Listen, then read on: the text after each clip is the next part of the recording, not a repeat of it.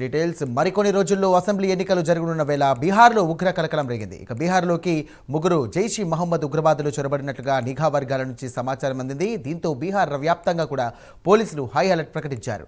బీహార్, నేపాల్ సరిహద్దుల్లోని 7 జిల్లాలతో పాటు రాష్ట్ర వ్యాప్తంగా ముమ్మరంగా తనిఖీలు చేస్తున్నారు. నేపాల్ మీదుగా బీహార్ చేరుకున్నట్లుగా వెల్లడించినటువంటి అధికారులు ఉగ్రవాదుల ఫోటోలు, వివరాలను విడుదల చేశారు. ఉగ్రవాదులు రాపాల్పిడికి చెందినటువంటి హసన్ అలీ, ఉమర్కోట్కు చెందినటువంటి ఆదిల్ హుసేన్, బల్హావన్పూర్కి చెందినటువంటి మొహమ్మద్ ఉస్మాన్గా గుర్తించారు. ఉగ్రవాదులంతా పాక్ కేంద్రంగా కార్యకలాపాలు సాగిస్తున్నట్లుగా జైష్ ఈ మహమ్మద్ ముఠా సభ్యులుగా గుర్తించారు.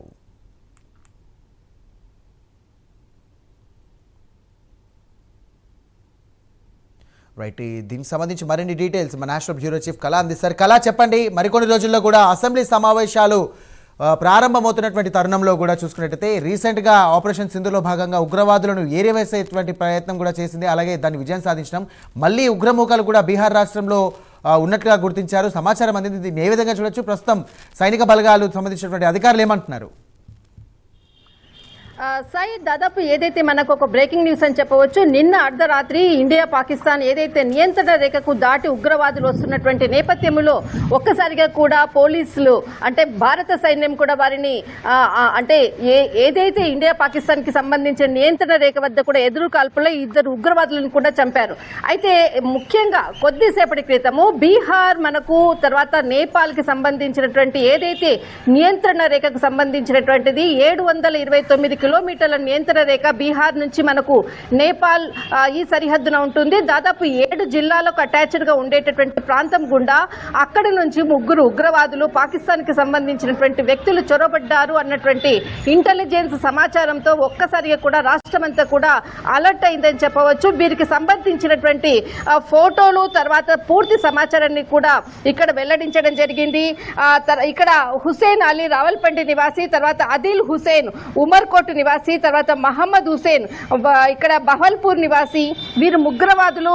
వీరు ఫోటోలతో సహా కూడా మొత్తం అంతా కూడా కొద్దిసేపటి క్రితము దీనికి పూర్తి సమాచారాన్ని ప్రకటించడం జరిగింది.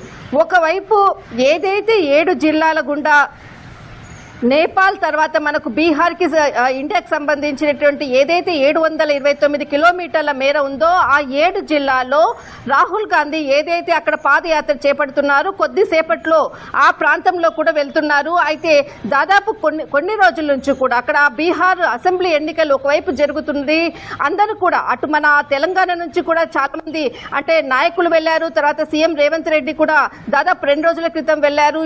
అక్కడ మొత్తం అంతా కూడా ఏదైతే ఎన్నికల సమరం అనుకోవచ్చు ముందుగానే ప్రారంభమైంది. ఇంకా డేట్స్ ఫిక్స్ కాలేదు. కానీ ఒకవైపు మాత్రము ఇటు ఉగ్రవాదులు చొరబడ్డారు అన్నటువంటి ఏదైతే సమాచారం ఉందో ఇంటెలిజెన్స్ సమాచారంతో ఒక్కసారిగా కూడా ప్రతి వ్యక్తిని కూడా ఏదైతే నేపాల్ గుండా వచ్చేటటువంటి వ్యక్తిని అందరినీ కూడా ఐడి ప్రూఫ్స్ సహా కూడా మొత్తం అంతా కూడా సెర్చింగ్ ఆపరేషన్ ప్రారంభించారు. అయితే ఏదైతే ఉగ్రవాదులు చొరబడ్డారు అన్నటువంటి పూర్తి సమాచారంతో కూడా ముందు ఏదైతే బీహార్ ఎలక్షన్స్ జరుగుతున్నాయి, అక్కడ ప్రధాని నరేంద్ర మోడీ తర్వాత కేంద్ర హోంశాఖ మంత్రి అమిత్ షా తర్వాత భారీ బహిరంగ సభలు కూడా జరగబోతున్నాయి. కానీ ఇక్కడ ఏదైతే పాకిస్తాన్ నుంచి ఉగ్రవాదులు చొరబడ్డారు అన్నటువంటి పూర్తి సమాచారంతో మరొక్కసారి హై అలర్ట్ ఇక్కడ ప్రకటించడం జరిగింది. ప్రతి ఒక్కరిని కూడా అనుమానిత వ్యక్తులని కూడా ఇక్కడ ఐడెంటిటీ కార్డుతో పూర్తి సమాచారంతో కూడా వారిని గుర్తించే ప్రయత్నం ప్రారంభించారు. మరొక వైపు ఏదైతే మే 20వ తేదీ నుంచి ఇప్పటి వరకు కూడా దాదాపు 25 మంది పాకిస్తాన్ నుంచి ఇక్కడికి అనుమానితులుగా చొరబడ్డారు అన్నటువంటి పూర్తి సమాచారం కూడా మరొక డాటా కూడా పోలీసులకు చేతికి చిక్కింది. దీనికి పూర్తి సమాచారాన్ని కూడా రాబడుతున్నారు. మొత్తం మీద మాత్రం రేపు జరగబోయేటటువంటి బీహార్ అసెంబ్లీ ఎన్నికలకు భారీ బహిరంగ సభలు ఒకవైపు జరుగుతున్నాయి. ఒకవైపు ఉగ్రవాదులు నేపాల్ గుండగా, ఎందుకంటే ఇండియా పాకిస్తాన్ ఏదైతే నియంత్రణ రేఖ వైపు ఉందో ఇక్కడంతా కూడా భారత సైన్యం ఎప్పటికప్పుడు కూడా ఉగ్రవాదులను అరికడుతూ వాళ్ళని అంటే ఏదైతే లోపలికి చొరబడకుండా వాళ్ళకి ఎక్కడికక్కడ కూడా కట్టడి చేస్తున్నటువంటి పరిస్థితి. మరొక వైపు వారికి ఎక్కడ కూడా సోర్స్ లేకుండా నేపాల్ గుండగా ఇండియాలోకి ప్రవేశించే మార్గాన్ని వాళ్ళు ఎన్నుకున్నట్లు కూడా పోలీసులు గుర్తించారు. దీనికి సంబంధించినటువంటి పూర్తి సమాచారము ఇంటెలిజెన్స్ అందిన తర్వాతనే ఈ పూర్తి కొద్దిసేపటి క్రితమే వారి ఫోటోలతో సహా కూడా ఇక్కడ ప్రకటించడం జరిగింది. సాయి, థ్యాంక్ యూ కళా.